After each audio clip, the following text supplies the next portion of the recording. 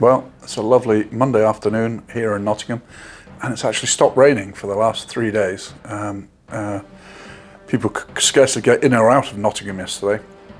It was of biblical proportions, but all calmed down now. Anyway, the lovely Melissa has dragged me into the back room here. She's wearing her spooky Halloween badges. Well, I hope they're meant to be Halloween badges, otherwise I'm in trouble. And she just brought me in just to say, let's have a quick chat, John, and fill a little bit of time and see what's going on in my life. Well, as you'll see in a minute, I'm sure Melissa's probably taken some close-ups of these as well. Last week I had some time to fill, so I thought I'd do yet another Belgian Line Infantry Regiment. I probably got four brigades of 3 units for the infantry units now, and 4 artillery pieces, and a light cavalry brigade, and a heavy cavalry brigade. I've just got to get the guys in the bicorns, which are they the Dutch or the Belgian? I can never remember. Anyway, there were 3 regiments of carabiniers, and one of them had the old-fashioned bicorns, which looked great, and we just made those models. Here's one of the battalions I painted last week, and it's a standard 24-man unit done in lovely Warlord resin, and nothing much to say about it.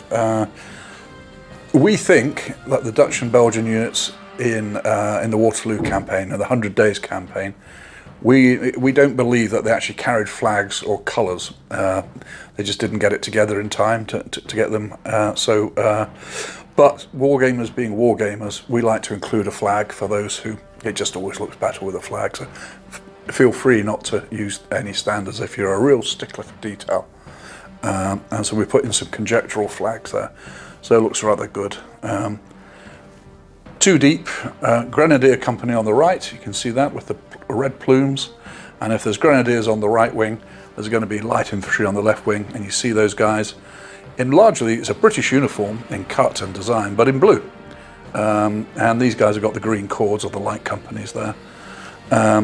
Smart uniform, lots of British equipment. You see the British water bottles, brown besses, British packs. What else is to say about these boys? Well,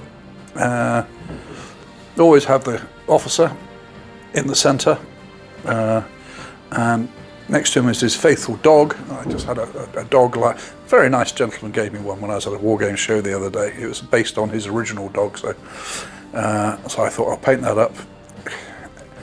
It seemed quite common for soldiers to take their dogs on campaign. Did they actually have them in the battle? Well, sometimes you do read of them being there, getting very excitable. I'm not sure it's very helpful, but anyway, it looks good. I always try and put the drummer next to the officer, as their job was to transmit the officer's orders by drum.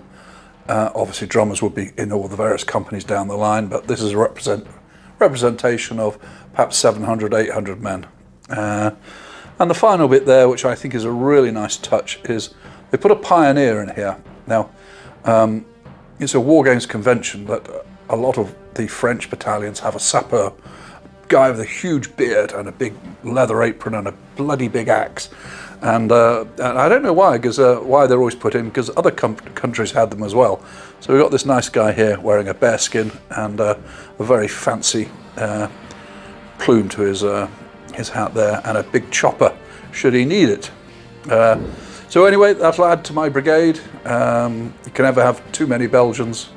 What do I do next? I need some more Dutch, because these are the Belgian style. I need another unit of Dutch to balance it out. Anyway, thanks for listening, and happy painting. Bye.